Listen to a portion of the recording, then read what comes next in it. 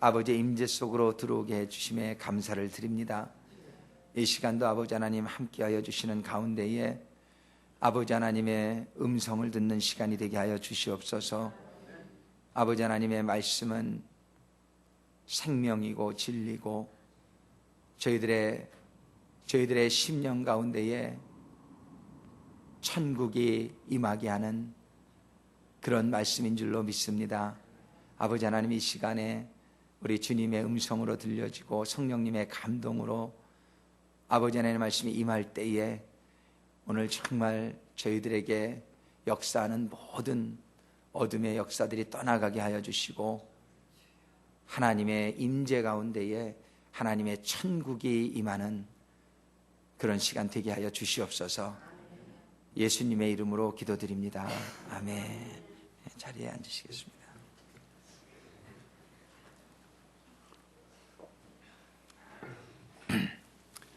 오늘 말씀의 제목이요. 오늘 말씀의 제목이 14만 4천인의 축복이다.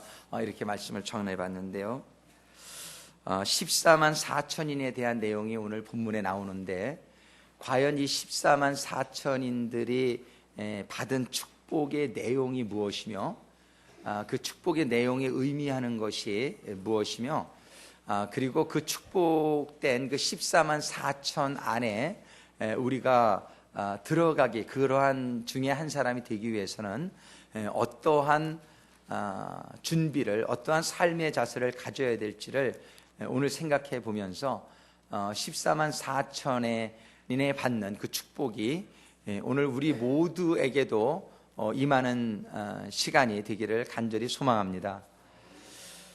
이 14만 4천에 오늘 얘기가 나오는데요. 오늘 1절이 그렇게 시작하죠. 또 내가 보니 보라, 어린 양이 시온산에 섰고 그와 함께 14만 4천이 섰는데, 이런 14만 4천이라는 사람들이 나옵니다. 그런데 그 이마에 어린 양의 이름과 그 아버지의 이름을 쓴 것이 있도다, 이렇게 얘기하고 있어요. 자, 이 14만 4천이 받은 축복의 내용, 그 다음에 또 사도 요한이 들어보니까는 내가 하늘에서 나는 소리를 들으니 많은 물소리도 같고 큰 뇌성 같은 소리가 들리는데, 가만히 들어보니까 내게 들리는 그 소리는 검은 고 타는 자들의 그 검은 고 타는 소리 같더라. 영어로는 검은 고가 하프라고 되어 있어요. 하프요. 여러분들 그 하프라는 악기를 아시죠? 예. 그 전에 저희 그 헤이워드에서 우리 홈레스 미션 할 때에 도와주러 오는 새누리교회 교인분들 중에 하프를 가져오는 분이 있었어요. 그래서 우리가 이렇게 식사를 대접할 때 홈레스 분들에게 그분이 그 하프 연주를 했는데, 그 소리가 얼마나 아름다웠던지 지금도 아주 기억에 생생합니다. 하프 소리가 좀 이렇게 물 흐르는 소리 같이 그렇게 아름답게 연주가, 물론 잘하는 사람이라도 그런 소리도 나오겠지만 하프 소리가 참 특별히 아름다운 것을 우리가 알고 있어요. 그런 물 흐르는 소리 같았는데 자세히 들어보니까 그렇게 검은과 하프의 소리로 들리더라는 거예요. 그때에 그 14만 4천 명이, 저희가 보좌와, 이 보좌는 하나님의 보좌를 의미하고요, 네 생물과, 이 네 생물은 천사들을 의미합니다. 장로들, 24장로죠. 구약시대의 12 부족의 장로, 신약시대의 12 사도를 상징하는 그런 믿는 사람들의 대표를 상징하는 그 장로님들 24명이 또 거기에 있는 그 가운데서 새 노래를 부르니, 그 14만 4천이 새 노래를 부른다는 거예요. 작년 크리스마스 때에 한국의 그 연세중앙교회에서 5,000명 성가대를 이렇게 조직해가지고 크리스마스 성탄 찬양하는 거를 DVD를 통해서 본 적이 있어요.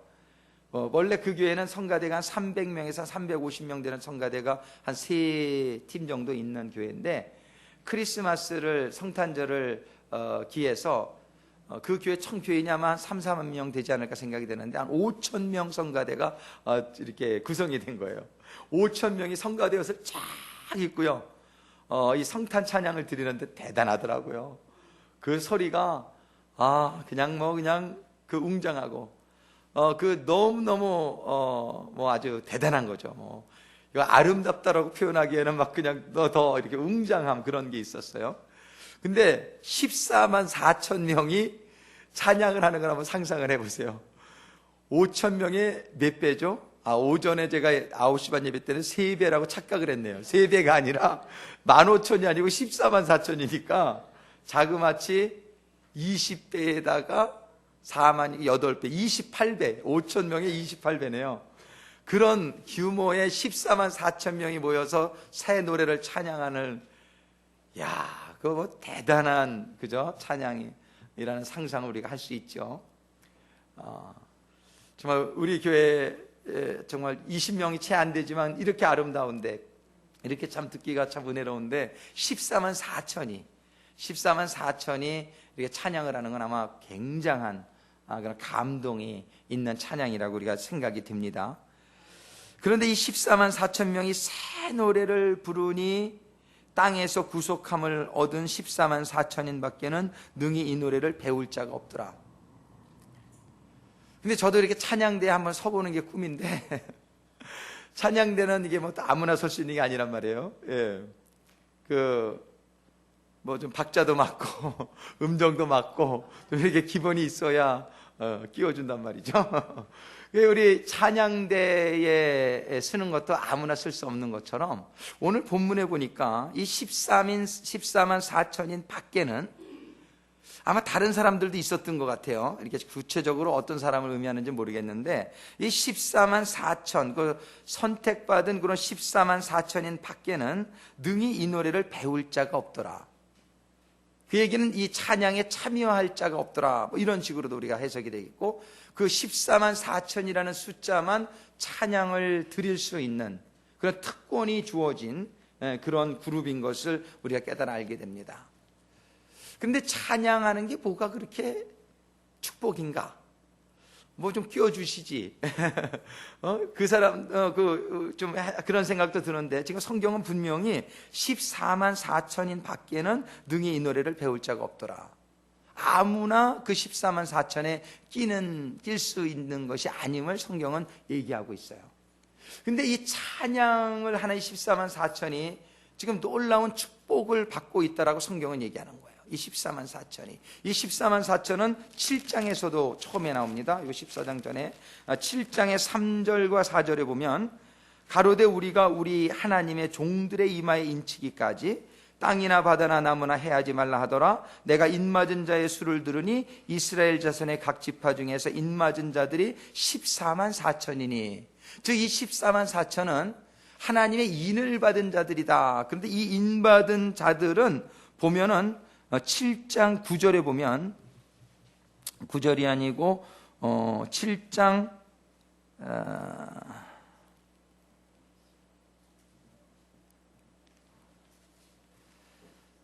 그 몇 절이죠?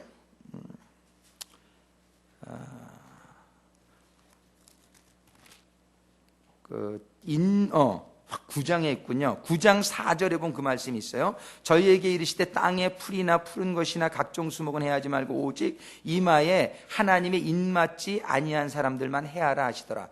즉 인맞지 아니한 사람들은 이런 재앙을 당하고 그러는데 인맞은 사람들은 하나님의 보호하심을 받는다는 것을 여기서 볼 수 있어요. 그러니까 인맞은 자들은, 인이라고 하는 것이 원래 그 뜻이 옛날에 우리 그 서부 영화 같은 것도 보면은 텍사스 같은 데서 소나 말 궁뎅이에다가 뭐를 도장을 꽉 찍잖아요. 그 불에다가 달궈가지고 그게 인이에요. 그러니까 이거는 내 거다 이런 증명을 하는 거예요. 이게 이렇게 섞일까봐 옛날에 이렇게 노예를 사도 노예에게 어떤 그런 인을 매기죠. 그러니까 인을 친다는 것은 내 거다라는 그런 증명을 하는 건데 하나님의 인 맞은 자라는 것은 하나님의 거로 인을 맞았다는 거예요. 하나님의 것이 됐다는 증거를 그 인 맞은 자로 이렇게 표시한단 말이에요. 하나님의 인 맞은 자는 하나님의 보호를 받고 또 이렇게 하나님에게 찬양을 드릴 수 있는 그러한 특권을 가지게 된 그룹이라는 것을 우리가 깨닫게 됩니다.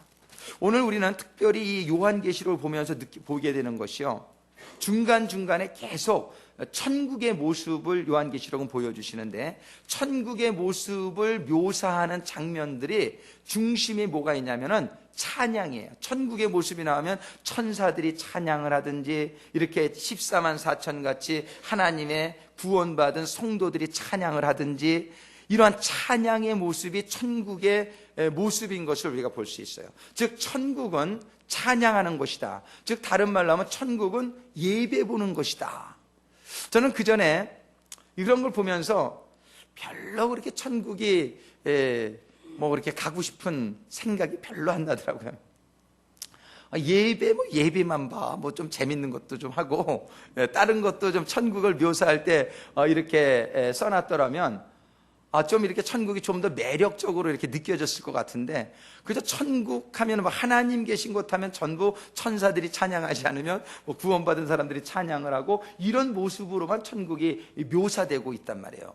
그래서 제가 이 찬양의 의미, 이런 예배의 의미를 잘 깨닫지 못했을 때에는 천국이 별로 그렇게 가고 싶은 뭐 마음이 별로 들지 않는, 그런 또 이렇게 목회자들은 특별히 예배가 좀 부담으로 다가올 수도 있거든요. 이것도 뭐 예배하려면 주보도 만들어야지, 뭐 말씀도 준비해야지. 그냥 성도님들은 그냥 오시기만 하는 분들은 별로 부담이 안 되겠는데, 이 예배를 준비해야 되는 사람들은 이 예배가 조금 부담이 되는 그런 시간들이 있었단 말이에요. 근데 천국에 가면 맨날 예배만 본다 그러니까 저한테 그렇게 별로 그게 그렇게 은혜로 다가오지를 않았던 것을 솔직히 고백합니다. 그런데 제가 이 예배가 왜 축복인가? 근데 지난 120일 동안요, 1월 4일 날 시작해가지고서 6월 7일까지 40일 이 말씀과 기도회를 새벽과 저녁으로 120일을 하루도 빼지 않고 했단 말이에요. 그런데 이 120일을 하면서 저에게 많은 은혜가 임했는데, 그 은혜 중에 제가 그때는 깨닫지 못했던 은혜를 제가 최근에 들어서 아주 확실하게 깨닫는 은혜가 하나 있어요. 아침 저녁으로 120일을 그렇게 하다 보니까는 예배를 아침 저녁으로 맨날 드린 거예요. 예배를 아침 저녁으로 드렸는데, 드리면서 뭔가 내 마음속에 좀 변화가 일어나는 것을 깨닫게 됐어요. 근데 120일 끝나고 나서 제가 하루도 쉬지 않고 365일 한다 이제, 그런 마음이 들었어요. 그래서 누가 그러셨던가, 좀 쉬고 하시지 그래요, 이런 말씀을 하신 것 같아요. 근데 제 마음속에 이거를 그냥 계속 해야 되겠다라는 그냥 생각이 들었어요. 그냥 왜 해야 될지는 잘 모르겠는데 그냥 해야 될 것 같아서 그냥 하루도 쉬지 않고 그냥 그거를 지금까지 계속 하고 있어요. 이제는 40일이 아니라 그냥 죽을 때까지 한다. 그냥 아침 저녁으로 이거를 한다, 이렇게 생각을 하고 지금 하고 있단 말이에요. 근데 그러면서 이제 1주가 지나고 2주가 지나고 이렇게 지나는데, 이 예배가요, 어느 순간부터 아침 저녁으로 이게 너무너무 저에게 이제 기쁨으로 이 시간이 기다려지기 시작하는 거예요. 이 아침에 6시와 저녁에 8시 반에 지금 드리는데, 이 시간마다 제가 하나님을 경험하고 있다는 사실을 깨닫게 되면서, 저도 모르게 저의 삶 가운데에 그동안 전에 좀 이렇게 괴롭혔던 어떤 그런 유혹이나 시험들이 어느샌가 멀리 떠나가 있고, 내 마음속에 그전에는 좀 구체적으로 느껴보지 못했던 좀 더 큰 기쁨과 좀 더 큰 그런 어떤 감격과 내 삶 속에 아주 굉장히 가벼움 있잖아요. 아주 막 이렇게 사털같이 가벼운 느낌. 이렇게 그게 바로 처음에 제가 하나님의 은혜를 체험할 때에 막 하늘을 나는 것과 같이 이렇게 느껴졌던 사털 같은 그런 느낌이 저에게 회복되고 있다는 사실을 깨닫게 됐어요. 그러면서 막 너무너무 기분이 좋은 거예요. 이게 이제 너무너무 기다려지는 거예요. 새벽 6시가 너무 기다려지고 저녁 8시 반이 너무 기다려지는 거예요. 찬양이 달라지기 시작했어요. 그전에 이렇게 그냥 형식적으로 항상 하는 거니까 한두 곡 하고 그랬는데, 이 마음에 감동이 되면서부터요, 이 찬양이 막 그냥 저 안에서 막 감동이 되고요, 이게 막 또 부르고 싶고 또 부르고 싶고 막 이래가지고 막 2번 부르고 3번 부르고 자꾸만 부르고 싶네. 그냥 막 그냥 막 이 찬양의 시간이 길어지고요, 이게 감동이 되는 거예요. 예배가요. 너무너무 좋은 거예요. 성도님들이 많이 나와 있으면 물론 더 좋지만 좀 덜 나와 있어도 별 상관이 없어지는 거예요. 그전에는 성도님들의 숫자에 따라서 제 마음이 많이 왔다 갔다 했는데, 이제는 저의 포커스가 예배 중에 예배를 받고 계시는 하나님에게로 이렇게 올라가고 있는 그런 저의 모습을 발견하게 됐어요. 그래서 예배 때마다 하나님이 너무 느껴지고, 그 하나님의 임재 가운데 드리는 예배가, 찬양이 저에게 새롭게, 정말 새롭게 이렇게 다가오는 시간을 가지게 되면서, 오늘 14장의 이 말씀을 하나님께서 1절부터 5절에 주시는데, 이 14만 4천이 받은 축복의 내용이 이게 보통이 아니구나. 이 14만 4천이 받은 축복은 뭐냐면 찬양의 축복이에요. 다른 사람들은 그 노래를 감히 배울 수가 없더라. 성경이 그렇게 기록하고 있는 걸로 봐서 요 14만 4천만 그 노래를 배울 수 있는 특권이 주어졌고, 그 새 노래로 찬양을 하는 특권이 주어진 사람들이라는 것이, 제가 이전에는 이런 성경 구절을 읽으면 그냥 이렇게 그렇구나 이러고 지났을 텐데, 저의 심령 가운데에 새롭게 다가오게 된 찬양의 의미, 예배의 의미가 깨달아지면서, 이 예배를 통해서 이 예배가 얼마나 소중한 건지, 그래서 그런 말씀을 많이 하죠. 예배에 한번 성공하면 일주일이 굉장히 힘이 있다, 이기는 능력을 받는다. 그리고요, 교회가 부흥하는 교회를 전부 보시면은요, 찬양이 은혜로운 교회예요. 찬양이 은혜로우면서 예배가 그 찬양 가운데에 하나님의 임재를 체험하는 가운데에 그 교회에서 놀라운 은혜의 역사들이, 상처가 회복이 되고 치유가 되고요, 문제들이 떠나가고요, 질병도 치유받고요, 이런 역사들이 일어나는 교회에 성도들이 몰려들기 시작하는 것이죠. 그래서 이 부흥하는 교회들 보면은 공통점이 하나가 아주 찬양이 은혜롭다는 거예요. 아주 은혜로운 찬양이 있으면서 하나님의, 시편 22편, 오늘 제가 장로님께 여쭤봐가지고 찾았는데, 시편 22편 3절에 분명히 기록하고 있어요. 이스라엘의 찬송 중에 거하시는 주여, 이스라엘의 찬송 중에 거하시는 주여. 지금 하나님은 찬송 중에 거하신다라고 성경이 말씀하시는 거예요. 우리가 찬양이, 온전한 찬양이 이렇게 드려지게 될 때에, 그 찬송이라는 말은 다른 말로 하면 예배라고도 우리가 바꿀 수도 있어요. 이 찬송이, 예배가 드려질 때에 하나님이 거기에 거하신다라고 성경이 기록하고 있는 거예요. 특별히 또 이사야서 43장에 보면은 그런 말씀을 주시죠. 21절에 이 백성은 내가 나를 위하여 지었나니 나의 찬송을 부르게 하려 함이니라. 하나님이 우리 백성들을 찬송을 부르게 하려고 지으셨다. 이 말씀을 우리가 조금 더 깊이 이해하게 되면은요, 하나님이 너무 찬송받기를 좋아하시고, 우리들한테 찬송 받는 거, 하나님 좀 이기적이지 않으신가? 우리한테 받는 것만 더 좋아하시고. 그런데 사실 우리가 찬송 중에 하나님이 임하시게 되면 누가 축복이냔 말이에요. 우리가 한번 생각을 해보자고요. 우리가 이 세상에서 우리가 해결할 수 없는 어려운 일들이 많이 있는데요, 하나님이 우리와 함께 하시면은 그 문제가 더 이상 문제가 안 되잖아요. 왜냐하면 나는 그걸 해결할 수 없으니까 그것이 나에게 문제인데, 하나님이 나랑 함께 하시면은 모든 문제를 해결하실 수 있는 그분이 나랑 함께 하시면은 하나님이 도와주셔서 그걸 해결해 주시지 않느냔 말이에요. 그래서 우리 인간들에게는 가장 큰 축복이 뭐냐면은 하나님이 나에게 임하시는 거예요. 그렇습니까?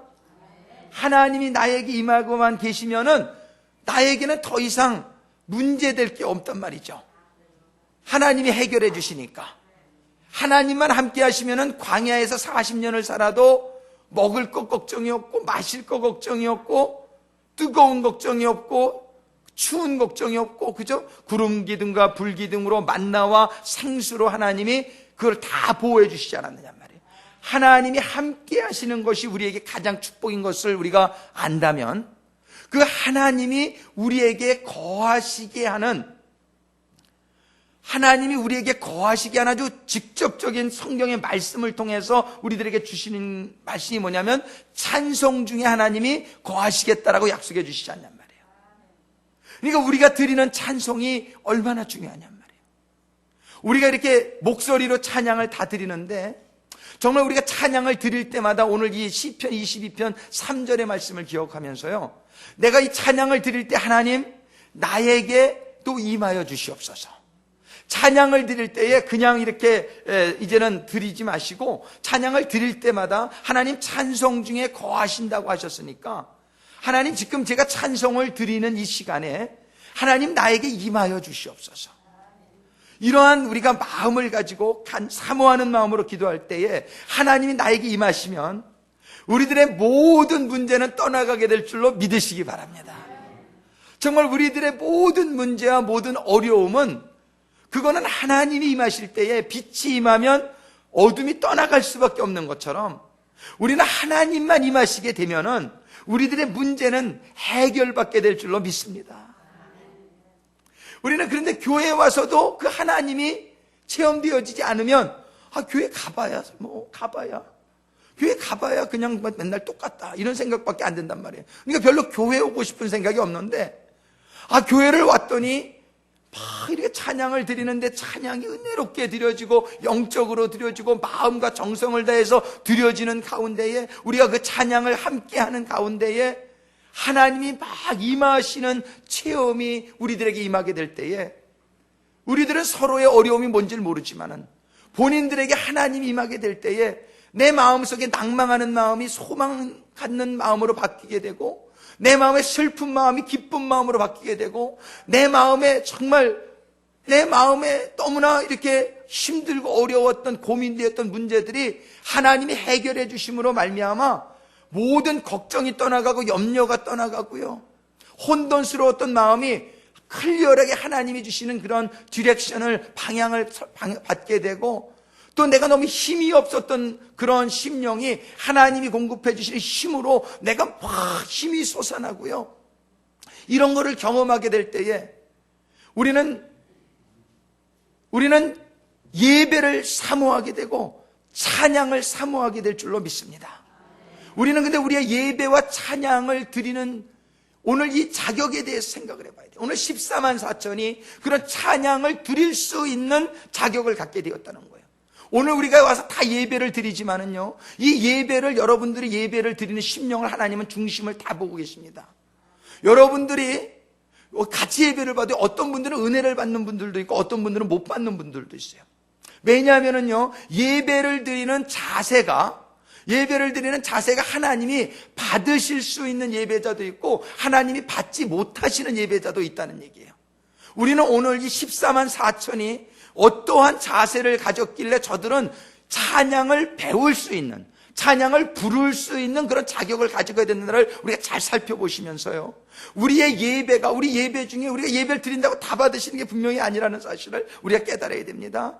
정말 하나님이 나에게 받으실 수 있는 찬양을 드리는, 인정하는 그런 예배자로 오늘 세워지게 되기를 주님의 이름으로 축원합니다.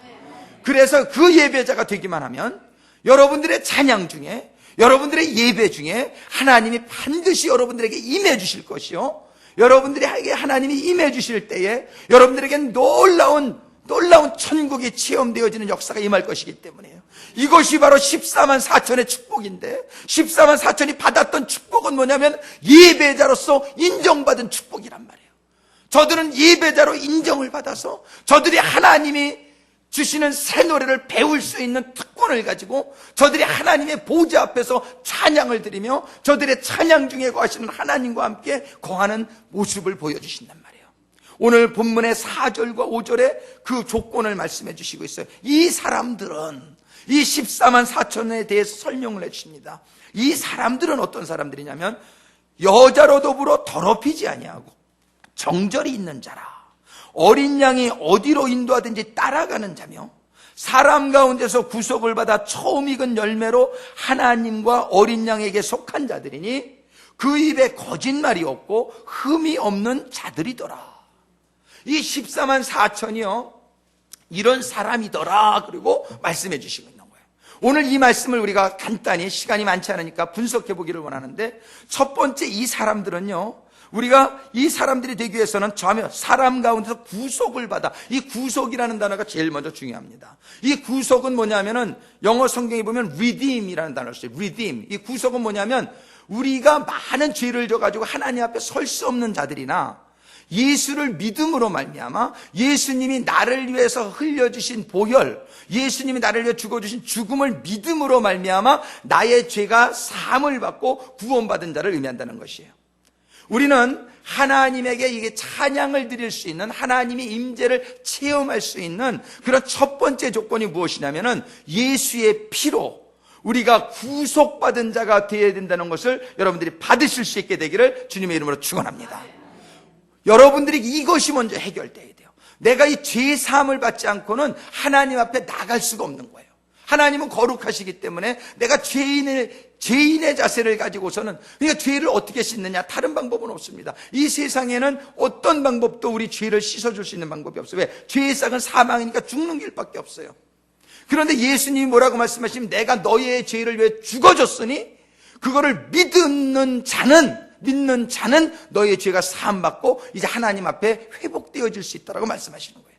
오늘 첫 번째, 우리가 하나님 앞에 서는 14만 4천, 하나님께 찬양을 올려드릴 수 있는, 그래서 하나님이 함께 하실 수 있는 인생이 되기 위해서 첫 번째는 구속받은 자가 되어야 된다.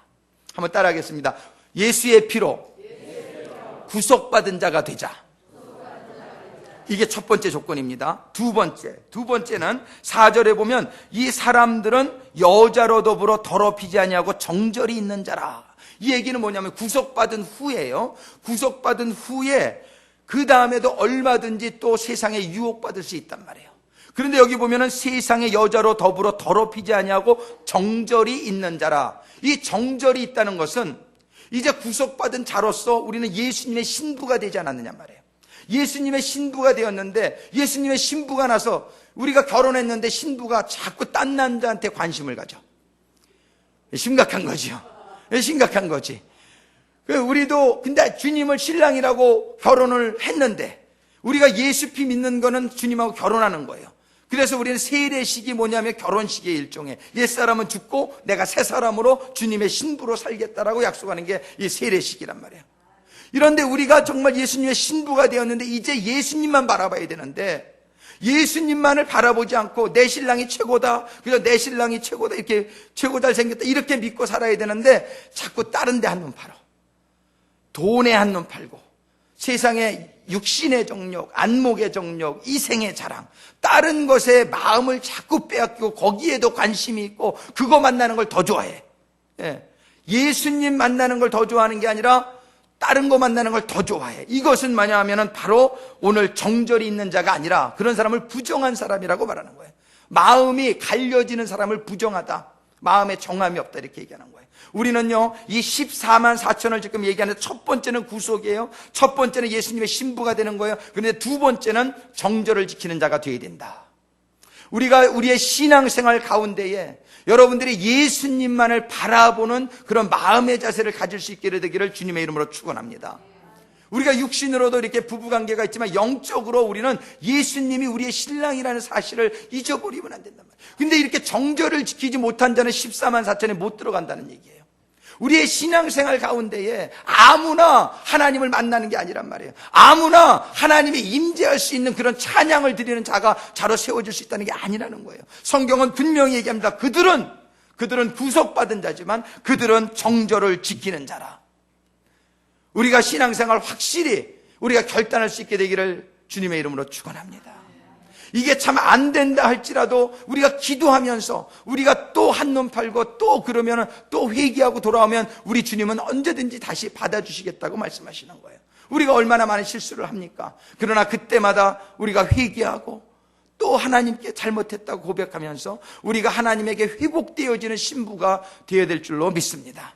그래서 우리는 정절을 지켜나가는 자가 되어야 된다는 것이 두 번째 조건이에요. 세 번째는 뭐냐면은 이렇게 정절을 지켜나가는 가운데에 우리는 점점 거룩한 생활을 하게 된단 말이에요. 이 거룩한 생활을 하는 가운데에 이제 하나님의 영이 함께 임하시면은 하나님이 그 다음에 우리들에게 대화하시고 우리들에게 살아가는 길에 있어서 잘못된 걸 알려주시고 하나님의 길을 보여주신단 말이에요. 그래서 그 다음 말씀이 뭐냐면은 어린 양이 어디로 인도하든지 따라가는 자며, 이것은 무엇이냐면은 이제 구속받은 자로 하나님이 나에게 함께 인임하는 걸 체험되는 자로서 이제는 어린 양이 인도하는 곳, 그것이 어디든지 어디로 인도하든지 따라가는 자, 순종하는 자를 의미합니다. 하나님이 주시는 계획을 깨닫고 그 계획대로 살아가는 사명자의 삶을 의미하는 거예요.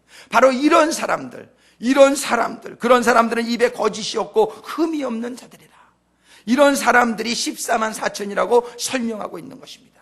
우리는 이런 사람이 되기를 위해서 우리가 이 땅에서도 노력하면 이 땅에서도 우리는 하나님의 보좌가 임하고 보좌 앞에서 하나님을 찬양하며 하나님이 임재하시는 체험이 임하게 될 줄로 믿으시기 바랍니다. 이거는 천국에 가서만 경험할 수 있는 것이 아니에요. 천국은 언제나 현재성에 있습니다. 우리는 이 땅에서도, 육신은 아직 이 땅에 살고 있지만 우리는 영적으로 우리가 예수의 피로 구속함을 받고 우리가 정절을 지켜나가며 거룩한 생활을 유지하는 가운데에 성령이 우리들에게 임해서 성령의 뜻을 깨닫게 하시고 성령이 지혜 주시고 능력 주셔서 성령이 인도하시는 것이 어디든지 하나님이 인도하시는 것은 맞습니다. 하나님이 인도하시는 것이 저에게 최고의 길임을 믿습니다라고 하나님의 뜻을 존중하고 순종하고 따라가는 사람들에게는 바로 14만 4천의 이 찬양을 할 수 있는 특권이 주어지게 될 줄로 믿으시기 바라요. 이것이 14만 4천이 받은 축복이었습니다. 이 축복을 우리 구세군 상항 올레이션스 교회의 모든 성도님들이 받으실 수 있게 되기를 주님의 이름으로 축원합니다. 이 축복이 임하게 될 때에 여러분들의 삶 속에서는 놀라운 천국의 삶이 이루어질 줄로 믿으시기 바랍니다. 우리가 행복하기 위해서 살잖아요. 정말 이 천국, 이 찬양을 드릴 수 있는 특권을 받고 하나님의 임재가 임하는 생활이 되게 될 때에 여러분들 개런티합니다. 여러분들은 정말 아무것도 여러분들을 두렵게 하거나 여러분들을 낭망하게 하거나 여러분들을 힘들게 하거나 할 수 없단 말이에요. 왜? 하나님이 함께 하시기 때문에. 하나님이 여러분들을 지켜주시고 여러분들의 필요를 공급해 주시며 여러분들을 생명수 물가로 인도해 주실 줄로 믿습니다. 기도하시겠습니다.